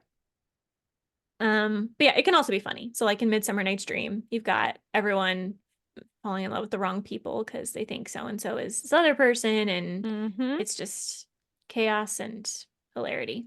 Yep. Can't believe I used that word twice. Is that even a real word? I think it is. Hilarity? Oh yeah, Hilarity? it's definitely Yeah. a real word. All right. So yeah, we kind of mistaken identity and the twin thing and the women disguised to fool their lovers are all kind of interrelated in Shakespeare. They tend to Mm-hmm. accompany each other. They do. I think Twelfth Night is all of those, and then there are some others that This is what I'm also combine saying those a about lot. Shakespeare. I'm like, he's not that original. He took like He's the not. same few tropes that were really popular. He Mhm. just used them over and over. Like, I Yeah. don't think he was that talented of a storyteller. I think that he knew Mm. what people liked, but I don't think Yeah. that makes him an amazing storyteller. It's not like he was like, I mean, in a way, yes, he was like groundbreaking, but as soon as he like broke ground once, he was like, now I know what works forever. I'm just going to keep doing that. It's true. Yeah. I guess that's kind of the debate. Like, is the purpose of being a writer to appeal to the masses or to impress and do new things? I guess, I mean, I I think you lean the can do latter. both. I I agree know. as well, but you can do both. Right. I don't know. You should strive to do both. I think that's kind of where the sweet spot is, because then you Yeah. appeal to enough people for people to notice that you're doing groundbreaking things, Yeah, exactly. which otherwise it's kind of useless. So, Yep. Very true. anyway, next one is soliloquies, which is not a trope, but I'm going to make it a trope. And I'm going to turn it into whining speeches Interesting. for narration purposes, Ooh, which I just think would be cool interesting. to do more. I I mean, don't think this is done very much anymore. no. I mean, soliloquies are like when you're on stage and Yeah. you talk to the audience instead of, you kind of go off. Oh, Yeah. well, soliloquies and monologues, I usually get confused, but they're basically the same thing. They're very, very Um, similar. Yeah. I mean, yeah. it's like a soliloquy. To me, I think of like the evil villain's Mm, monologue, but from the yeah. protagonist. Although I guess it doesn't have to be protagonist giving the Right. soliloquy. But Anyone. yeah. It does seem to me to be a little more like whiny. Like monologues feel like they're Mm-hmm. deep, and soliloquies are like, man, everything's going wrong. This sucks. I'm gonna do this next. And Why is I life so just, hard for me and yeah, only me? it's not fair. But I don't know. I feel like this could be translated into the novel. I think, especially if you have a very close narrator, like you're doing Mm-hmm. in first person, this could be really cool in second person, but I won't go on Mm-hmm. about that. But especially a first Yeah. person, or where there's some kind of like Jane Eyre style where, you're saying, dear reader, and you're kind of like talking to Yes, the I reader like it themselves. in prose. First person prose, this Yes. sounds excellent. In dialogue, I would be Hmm. like, stop talking. I'm annoyed. Yes. But Yeah, yes, that's fair. Let's absolutely. translate it into prose, because I Yes, think that could be a great way to, it's just a unique way to narrate. it And is. obviously there's nothing wrong with doing like a quote normal narration style. It works. People like it. You become kind Hmm. of blind to it almost so that you can enjoy the story. But there is Yeah, something to unique formats that I just think I wish people would do more often with different stories, because usually when yeah, people experiment with format, it's a really boring story and the format is all that's there. yep, Whereas I wish we would do like cool stories with cool formats. So yes. Completely agree. that's my point there. Yeah, All right. I think that's Oh, kind of why I anything think else? about Shakespeare. No, that just made me think of Shakespeare. I Okay. think sometimes he has like an interesting plot, but his format's boring, and then or he Mm, has an interesting format and the plot's boring. So yes. I know everyone else is like, he's amazing. I know that I'm in the minority here, but I feel for me, you just kind of summed up what I feel about Shakespeare. So Yeah. Yep. So everyone try not to do that. Don't bore yeah. Ash. Yeah. Come on, guys. Come on. Impress me. Come on. All right, we're on the last page. Woo! All right. Ooh, ow, ow. The next two are settings, which I like. So the first is the forest setting, which is of course Mm-hmm. classic comedy Classic. Shakespeare, As You Like It, Midsummer Night's Dream, etc. Yep. I love this. I think forests have a very like magical feel about them. In like They Midsummer Night's do. Dream, there is actual magic, It but there feels like a doesn't even have liminal to be. space. Yeah. Yeah, like anything can happen. Time doesn't Mm-hmm. exist. Mm-hmm. It's just very cool. So I don't know how many stories can take place in a forest, but I think more of them should, if that I makes agree. sense. I think that's kind of like a fun thing where I was trying to help Javi create a D&D campaign because I think he might DM next. And Mhm.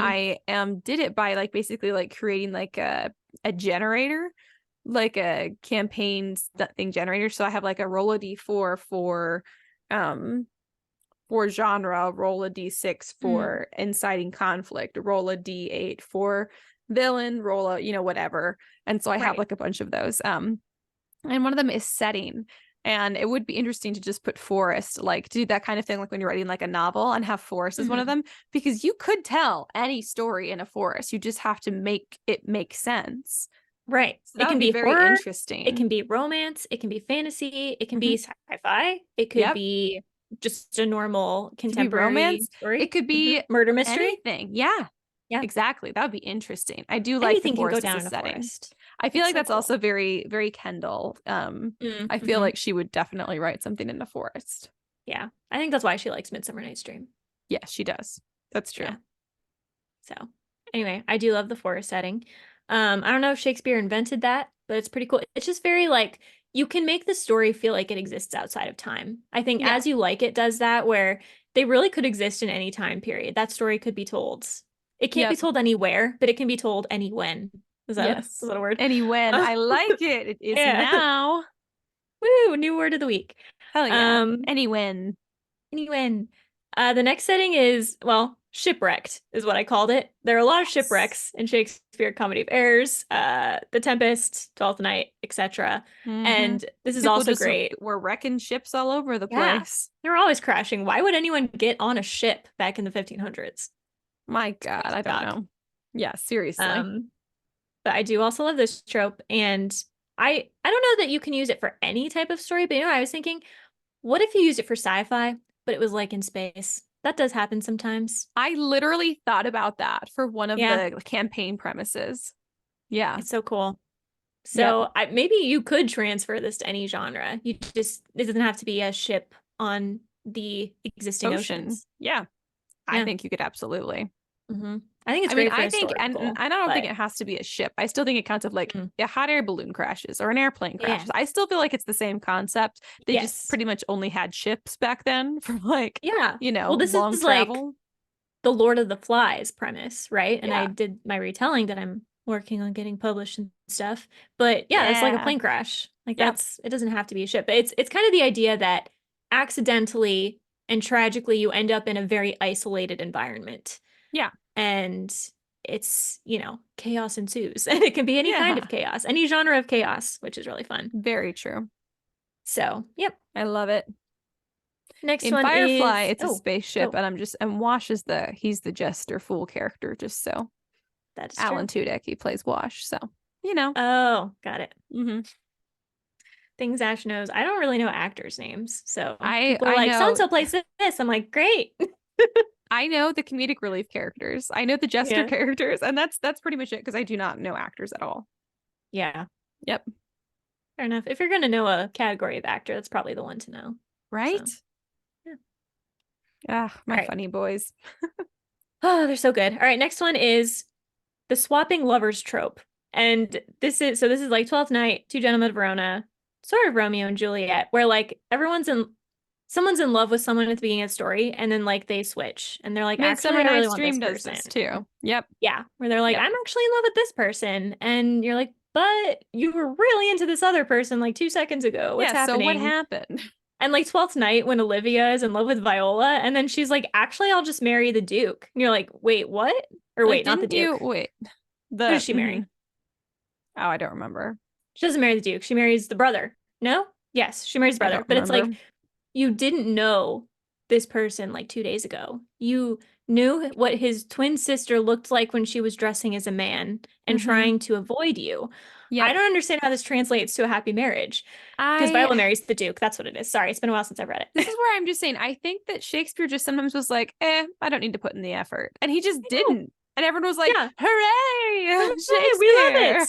Like the Duke is like, I am so into Olivia. She's the prettiest. I love her. And then later he's like, all right, I'll marry this random girl who pretended to be my servant for a while.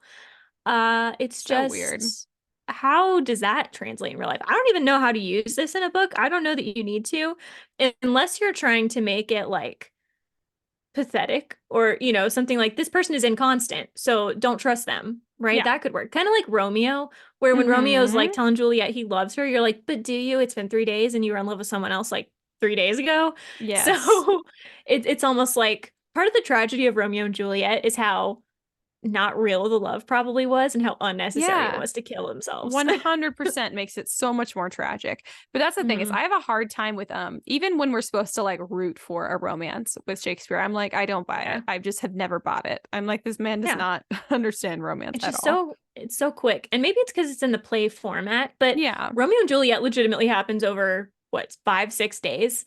Something like that. And Yeah. they're not even, it's not like day 6 they fall in love. Like the Yeah. other things are happening before And they're that. So like it's just crazy 14. fast. Yeah. Yeah.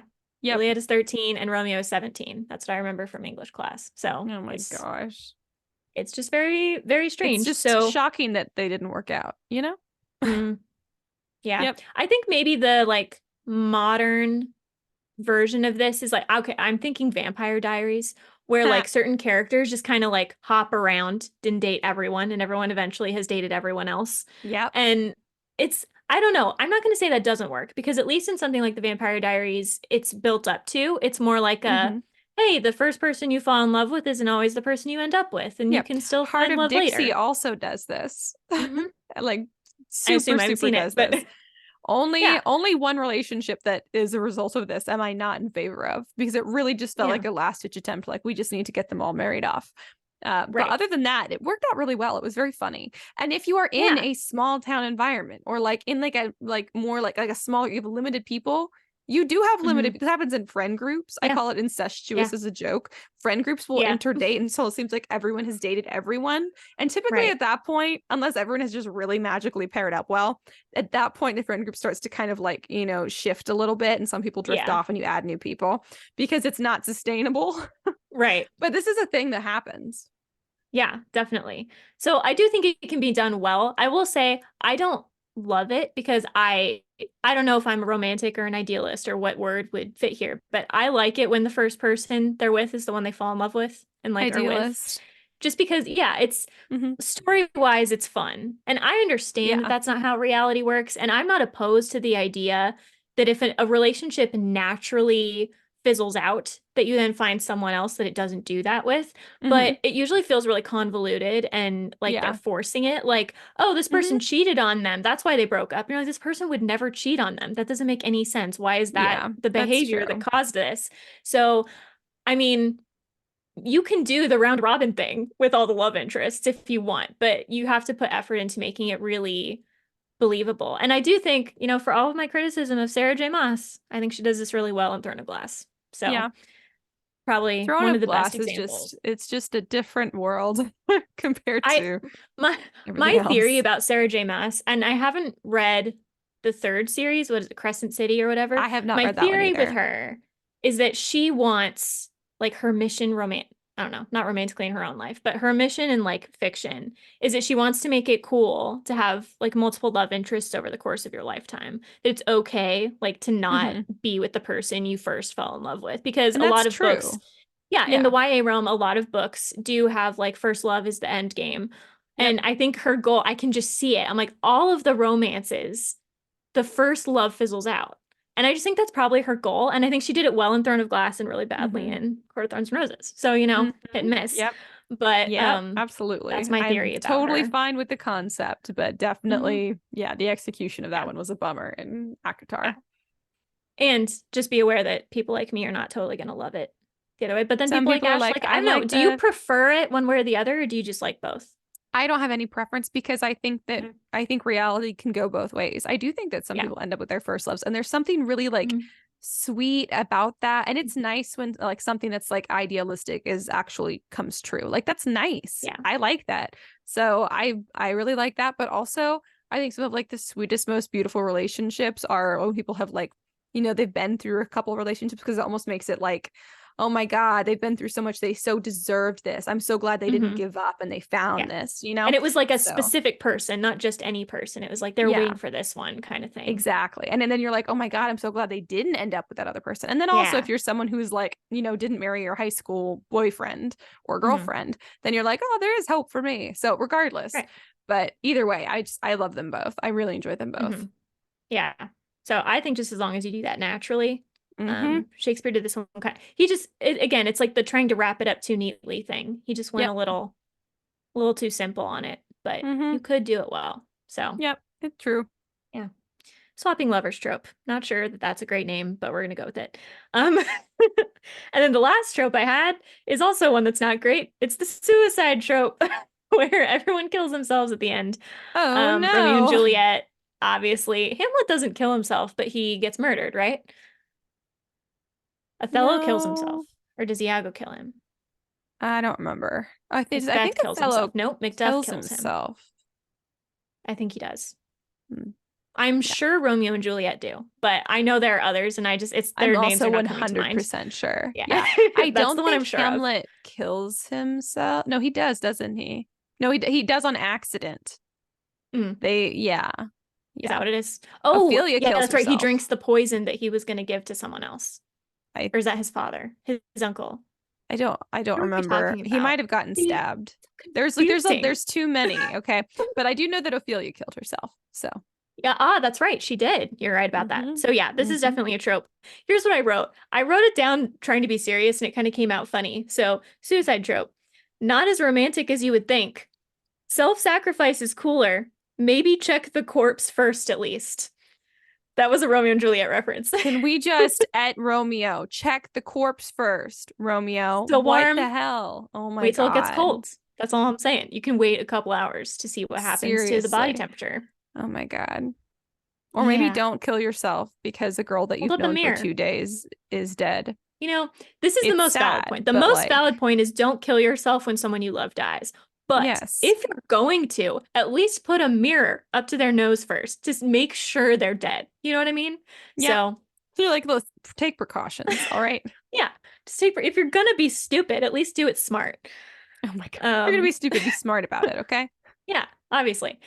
I love that. Yeah, so I don't know that I would advocate the suicide trope Mm-mm. unless it is self-sacrifice because I do like that. And that is something that happens in real life. Like Yes. firefighters and, the military and other people that, Yeah. I don't know, mothers dying for their children, that kind of stuff. Yeah. Harry Potter. And at that Lily point, I did don't that. know. Yeah, it doesn't really feel like suicide at that point. It's, Right. it because there's like I'm giving my life to protect something, Yeah. Yeah. That's different, I think. Yeah. I'm not telling Very you guys different. to And not definitely that don't kill yourself, characters but can't commit suicide, but it's not the suicide trope as Shakespeare uses it is a huge bummer. And let's not do that. yeah. And to be fair to Shakespeare, he does use it in tragedies. I don't think Hmm. anyone in comedies kills himself. So like It's true. it's obviously not like an admirable thing to do that you should model your life off of. Yeah. But people can commit suicide in books, even in books that aren't about that. Like Yeah. I All think the it more Bright just feels Places is like, about it. It doesn't have to be that yeah, way. it just Yeah. feels like the motivation that Shakespeare would give Mm. his characters for it would be like, that really? And it'd be That like, well, is maybe true. there's something deeper. There was never anything No. deeper that was implied, Yeah. So, Ophelia she kills herself because Hamlet doesn't love her anymore. And that's just not a good reason. yes, because he's Not that there's a good reason, but he is a huge asshole. And I'm like, unless yeah. we can like really, I guess if you could read a lot into her background, maybe, Yeah. but that's, yeah. Yep. So I don't know. I'm not going to tell you guys what the point of your book should be. And suicide may or may not play a part in it, but make sure that it is in fact a tragedy. Yep. I guess you could do like, I don't know, like the spoof, like the dark comedy kind of things. I Yeah, you guess you probably could do could that. somehow. I wouldn't, but I'm sure But somebody yeah, can. yeah. I don't want to tell you guys you can't do it, but I don't know that I would with this one. But hey, it's up to you. Yeah. So anyway, I didn't have like a ton to say about that one. It's a trope that's there. And that was all I had. Nice. But yeah, anything Sweet. that came to mind as we were talking? No, trope I wise. already interjected all the things that came to mind, as Sorry. I do. Love to Yep. interrupt people. It's fun. Well, that's all we have on Shakespearean tropes and how we can use them. Do you want Yes. to give an update on how your writing is going? Gosh, I forgot about this part. Yes. So, see how fast I can do this. My parents have a friend, so a family friend, I guess, who, don't worry, this is not sad. He had cancer like a while ago, probably like 5 years or so. And it was a very like, he calls it a very chill cancer. It was like probably not going to kill him if he got it treated. Oh But my he goodness. wrote these basically like blog posts to keep people updated about it as he went through it. Uh-huh. And he's thinking about turning those into like a book. And so he asked me if I would Oh, look at it and interesting. see like if there was anything there. And I Cool. like, I'm sitting there, I'm like, okay, this is not my genre. And also like, Yeah. so I'm like, I'm gonna be bored. And then also like, it's gonna be really sad because cancer. Yeah. It is actually very good. And I Really? enjoyed it a lot because he's so funny. And I know that he's funny, but I sometimes people that are funny in real life are not funny in writing and vice versa. Yes. Yep. So I was like, I don't know if that's going to translate in his writing very well, and it totally did.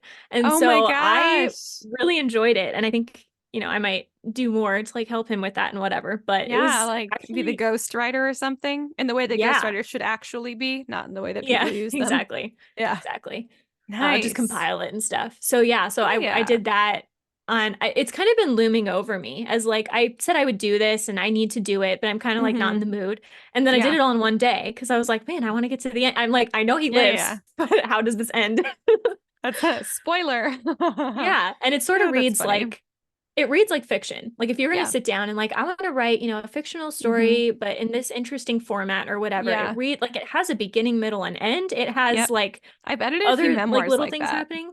Yeah. Yeah, it was just like, wow, that's really impressive. And Yeah. it was I don't know. I don't mean to be mean when I say it was shockingly good, but like, sometimes when people are not Yeah. writers and they're like, I want to write this thing. I'm like, okay, but like, don't get your hopes up. It's probably gonna be It bad the first time it more around, but often needs, quite a bit of work. It's usually pretty mhm, far from the target. Not that it usually yes. like the story is good or the writing is good, but like often if you're Hmm. not a writer, it's hard to nail both. Definitely on the first try because people who are good Right. at both often don't nail it on the first try.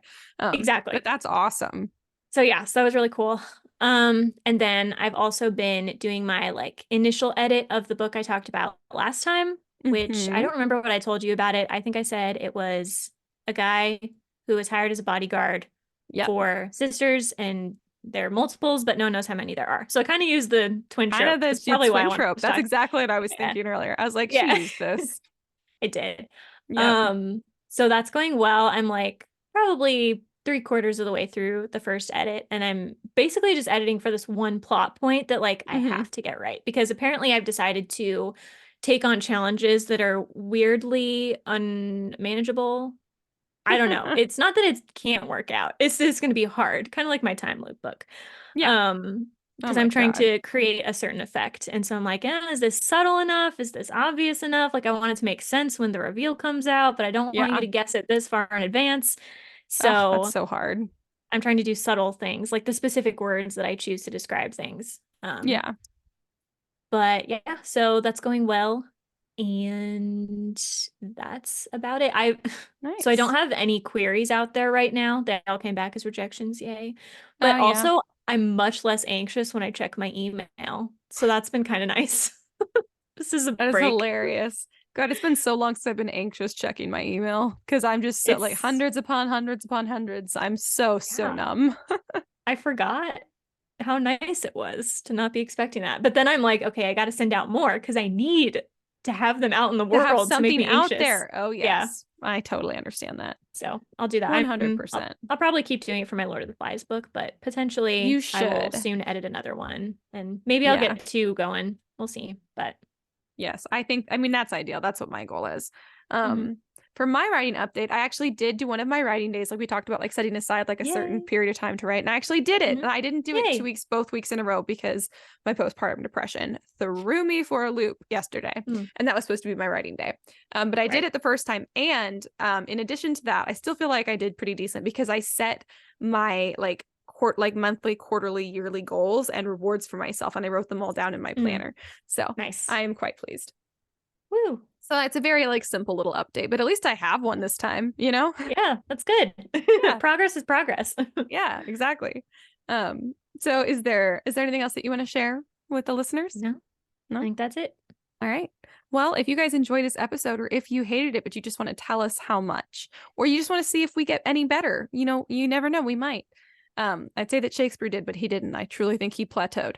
You guys can follow us on social media. We're the Scripturient Society. We are on Instagram and TikTok. There's lots of funny stuff on there. There's lots of encouraging stuff to keep you motivated on there. If you guys want to send us a longer form, you know, message about what you're working on, you guys can email us at contact@storysirenstudio.com. That's our production company. Or you guys can message us on social media. We also check those. So I would love to hear from you guys. I know that Catherine would as well. If you guys enjoy this, if you wouldn't mind rating below, that would be great. And tell your friends. That's how this podcast grows. And if you want to join our writing group, that would be awesome too. If you want a way to stay motivated, keep up with what we're doing, tell us what you're doing. The link to that is in the episode description below. It's on Discord, and we're trying to get better about using that, aka I'm trying to get better about using that. So if you guys want to go do that, we'd love to know what you're working on. If you guys have something that you want us to talk about on the pod, let us know. I think that's all we've got. So until next week, keep writing. And I'll see you on the next page.